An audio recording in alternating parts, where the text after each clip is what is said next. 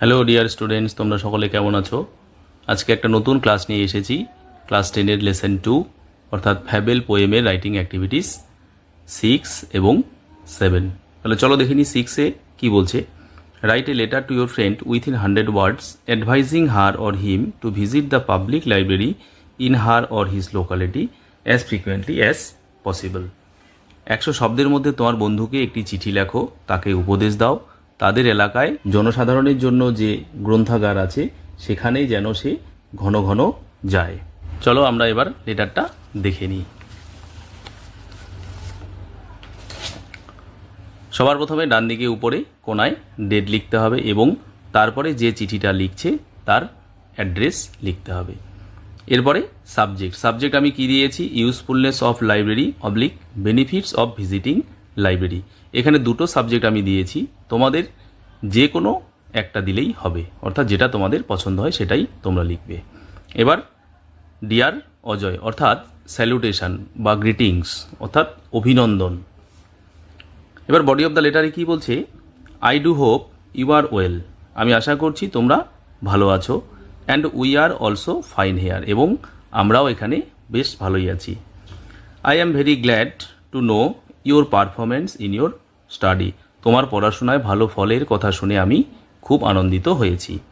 Today I want to share with you the benefits of visiting libraries, আজকে আমি তোমার সঙ্গে গ্রন্থাগারে যাওয়ার উপকারিতা সম্পর্কে কিছু শেয়ার করব।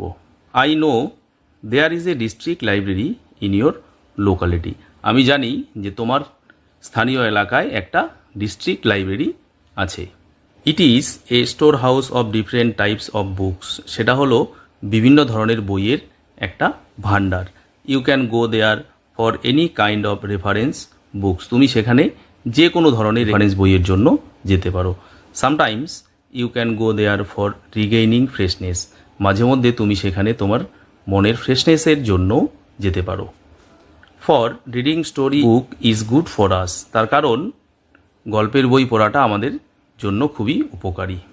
I suggest you to go there whenever you can manage time, আমি তোমাকে প্রস্তাব দিব যখনই তুমি সময় পাবে সেখানে তুমি যাবে। Gradually you will build up a good habit, ধীরে ধীরে তোমার একটা বেশ ভালো অভ্যাস তৈরি হবে। এবার কনক্লুডিং প্যারাগ্রাফ কি বলছে, I do hope you will consider my suggestion with enough importance, আমি আশা করছি তুমি আমার এই প্রস্তাবটা খুব গুরুত্ব সহকারে দেখবে। নো মোর টুডে, আজকে আর বেশি কিছু লিখছি না। With love to you and pranam to your elders, তোমার প্রতি ভালোবাসা রইল এবং তোমার বড়জনদের প্রতি প্রণাম রইল। রিপ্লাই সুন, খুব শীঘ্রই উত্তর দিও। এবার ডান দিকে নিচে ইয়োর্স লাভিংলি লিখে নিজের নাম সই করে দিতে হবে, অর্থাৎ নিজের নাম লিখতে হবে। এবার দেখো বাদিকে নিচে যে অ্যাড্রেসটা রয়েছে, অজয় রায় সন অফ অমিত রায়, রাজবাড়ি পাড়া, কোচবিহার, ওর নিচে পিন নম্বরটা দেওয়া আছে। তোমরা পিন নম্বরটা যে কোনো একটা পিন নম্বর আন্দাজ করে দিলেই হবে। তাহলে এই অ্যাড্রেসটা কার, এই বাদিকে নিচে যে অ্যাড্রেসটা আছে এটা তোমরা চিঠিটা যাকে লিখবে তার অ্যাড্রেসটা এখানে লিখবে।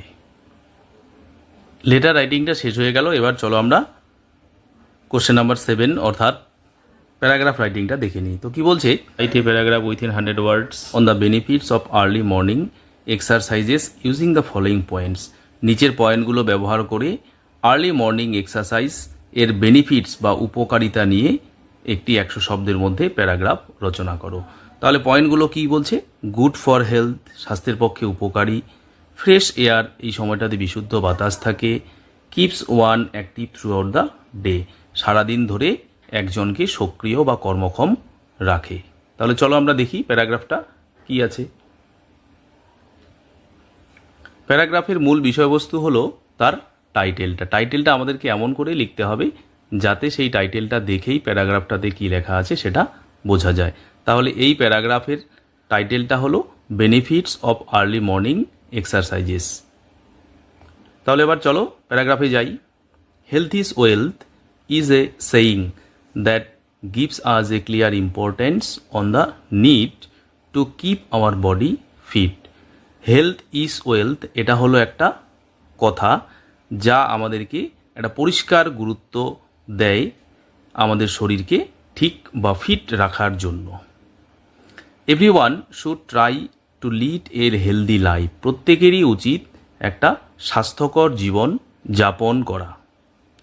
We have to follow A routine in our daily life. আমাদের দৈনন্দিন জীবনে আমাদেরকে একটা রুটিন অনুসরণ করতে হবে। Rising early is very important. খুব তাড়াতাড়ি ঘুম থেকে ওঠা গুরুত্বপূর্ণ। The air is pollution free and fresh. এই সময় বাতাসটা দূষণমুক্ত থাকে এবং বিশুদ্ধ থাকে। Light bridge blows. হালকা বাতাস বইতে থাকে। লাইট হালকা, ব্রিজ হলো বাতাস। And the first rays of the sun falls on the earth from the eastern sky. এবং পূর্ব দিকের আকাশ থেকে সূর্যের প্রথম রশ্মিটা পৃথিবীতে পড়ে। All this are beneficial to our health. এই সমস্ত কিছুই আমাদের স্বাস্থ্যের পক্ষে উপকারী। এক্সারসাইজেস ইন দিস টাইম, এই সময় শরীরচর্চা, অলসো হেল্প আস এ লট, আমাদেরকে প্রচুর সাহায্য করে। Free hand exercises keep our body fit for the day. খালি হাতে কিছু ব্যায়াম আমাদের সারাদিন ধরে আমাদের শরীরকে ফিট রাখে। We can avoid different types of diseases through early morning exercises. সকালের বিভিন্ন ব্যায়ামের দ্বারা আমরা বিভিন্ন ধরনের রোগ ব্যাধি থেকে মুক্তি পাই বা নিজেকে বিরত রাখতে পারি। For the students, morning exercises help to increase their concentration on studies. ছাত্রদের ক্ষেত্রে সকালের ব্যায়াম তাদেরকে পড়াশোনায় মনোযোগ বৃদ্ধি করতে সাহায্য করে।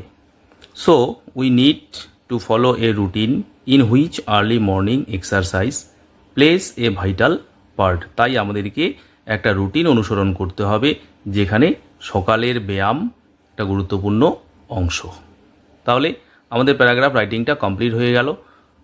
তোমরা আমাকে অবশ্যই জানাবে তোমাদের এই প্যারাগ্রাফ এবং লেটার রাইটিংটা কেমন লাগলো।